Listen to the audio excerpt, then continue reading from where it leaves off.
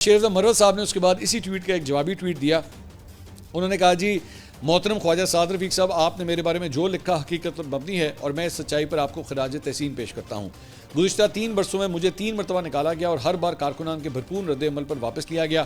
یہ محض ادوار نہیں تھے، یہ وہ درست تھے جو اکثر سیاستدان 3 دہائیوں میں سیکھتے ہیں.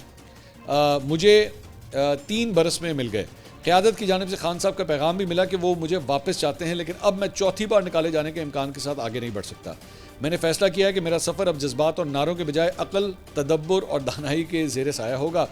میرا ماننا ہے کہ مجھے اجرت میں نکالا گیا، مگر اب میں کسی کے لیے استعمال ہونے کے لیے دستیاب نہیں، کیونکہ سیاست میں خاموشی بھی ایک بیانیہ ہوتی ہے اور میرا بیانیہ وقار، خودداری اور سکون دل ہے.